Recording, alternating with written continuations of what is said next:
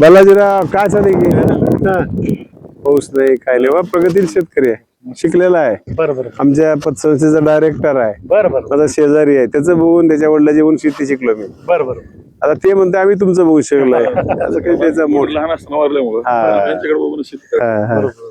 पण मला एक वाईट वाटलं आता की तू सुशिक्षित आहेस, आज हेल्मेट का घातला नाहीस? शेताकडे जवळ आहे मग नाही, लातूरला अपघात आम्ही कुठं घालतो. अपघात हे होणार आहे का? शेताजवळ आहे, नाही, नाही. लांब गेल्यावर लातूरला गाठून सोलापूरला गेलं का कधीच करायचं नाही. मिनिमम रिस्क घेऊन जीवन जगायचं. हो ना. मला सांग, इथंच जर समजा पडलो खाली तर डोक्याला मार लागते ना, म्हणून हे गोष्ट करायची नाही. आणि हायवेने चालताना देखील आपण हायवेचे पूर्ण नियम फॉलो केले पाहिजे. लोक बोलताना बोलाले, रोड जास्त झाले पण अपघात होत बरोबर.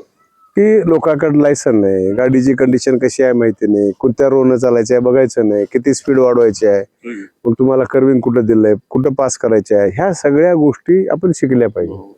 म्हणजे काय होतंय, आपली एवढीशी चूक आहे. मिनिमम रिस्क बोललो ना मी, बरोबर. Minimum risk. उद्यापासून आता 100% माझा सल्ला, वडील भावाचा सल्ला, बापासारखा समजून गावात कुठे बी फिरू हेल्मेट घालायचं. जा. पाऊस पडणार आहे, काळजी करू नका. चालू घडामोडींच्या अपडेट जाणून घेण्यासाठी आपल्या लोकप्रगती वार्ता चॅनलला सबस्क्राईब जरूर करा. बेल आयकॉनवर क्लिक करा आणि रहा अपडेट.